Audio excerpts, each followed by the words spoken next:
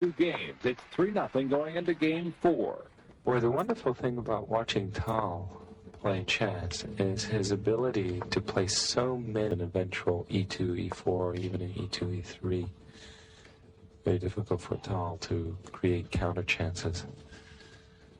Probably going to play b5. Precisely, that's his major aim at the moment, b7, b5. Probably knight d5 is in order for white here, so as to be able to recapture it eventually on d5 with a pawn, thereby cramping black's game a bit. a2, a4 just doesn't inspire. And he allows b5. An interesting, if somewhat unusual, decision by Vaganian. Tal's played it, and he's going to take back on c4 with the knight, obviously.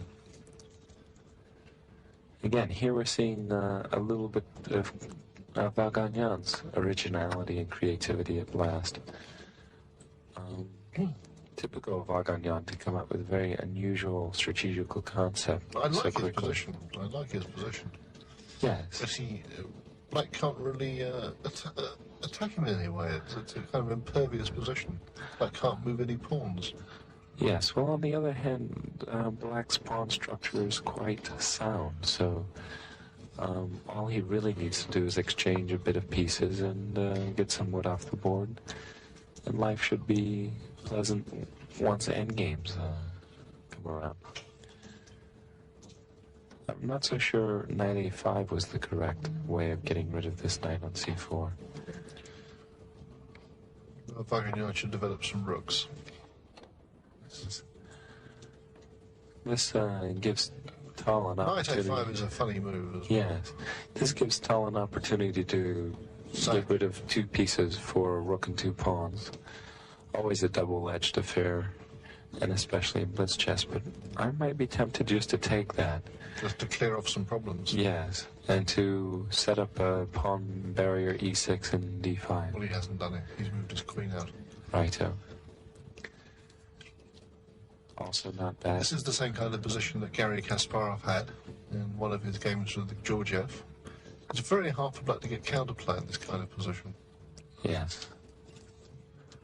Rook c2, an interesting move, preparing to double rooks on the c line and eventually play knight a4. I wonder if Tal's ever thinking of playing bishop h6 in a position like this. Just to annoy white a little bit, and perhaps provoke the move f4. That would be more than annoying, in fact. Now he's done it. Now he's done it. Yes. He's made the sacrifice.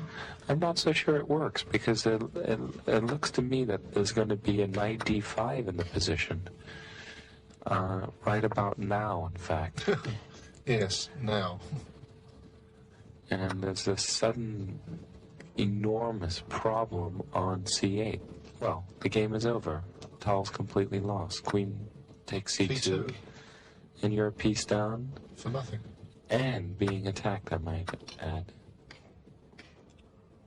Yeah, this is hopeless. Let's look at the time. A quick time check tells us that Vaganian has plenty of time, in fact. Yes, he's just a piece up. Just a piece up for nothing, yes. Two pawns, but that A pawn is a very scraggly looking thing. A problem child. Bishop A3. No. He's taken on G7, now take on B1. Back king takes. And now it's the normal problem in a blitz game where somebody wins material. He's actually got to try and win the game. It's so difficult to do this. But this was very silly of Vaganian to trade bishops. I would have played bishop A3 and eliminated that knight on D5. It wasn't such a great idea to trade queens either. So often we see these endings where it's difficult to win. Yes. Now Tal is going to play something like D5 and king D6. It's a solid position. Yes. Well, still knight A4 by white should certainly eventually win the game. Knight A4 better be played soon, otherwise it's going to be a dead draw. Yes. And he won't, yes, he'll move the knight. No, what? Was he? Oh.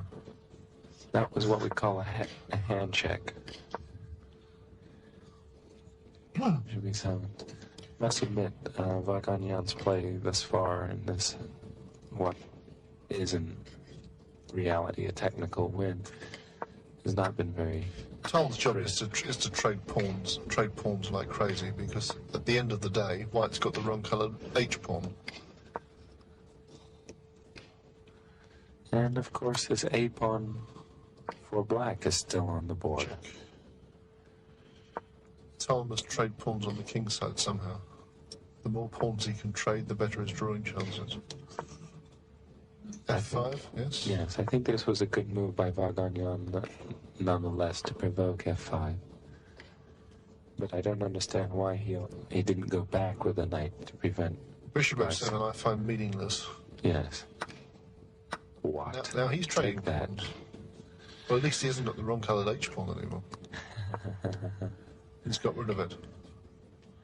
And Tal's knight comes back in the game. White having 2 pieces against 1. And black 2 pawns in compensation. And Tal... It's shocking how ineffectual Vaganian's extra piece Check again. has been this far. Out comes the knight again. King D3. And again, a head check by Vaganian, and this time reveals that he has a minute and a half. My God, Trading he another pawn. continues to exchange pawns. But at least he's fixed a black pawn on F5 as a weakness. It's difficult. Huh? No, he's What was that? Bishop was going to G8 and then moved to H5. I don't Check. understand why it was necessary to move to H5. Attacking the F4 pawn. Bishop F7. Out again. How about King D4 sometimes? Now he's pushing, yeah. This is very interesting that Tal has now two pawns, 2+ pawns on the wings. And time about level, both just over a minute. I'd recommend knight C3, Yes. which has Tal been accepted. bringing his knight out, Knight staying in F5, touch check. with the F4 pawn. Oh, now Tal pushes the A pawn. Check. He's winning the pawn on F5, perhaps. Yes, but he's not got to cope with the pawn on A3. Oh my God. How's he going to stop that? How's he going to stop it? Unbelievable. How does he stop it? How does the knight get back? It doesn't. It doesn't. He may as well offer a draw here. At least salvage something. Going wild, absolute jubilation. Mikhail Tal, a popular winner, to put it very, very mildly indeed. Tal, World Blitz champion.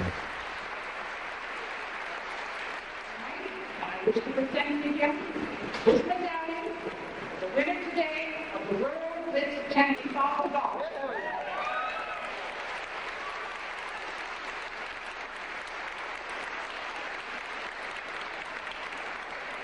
To the gentleman who has come second, a check for $10,000 to Rafael.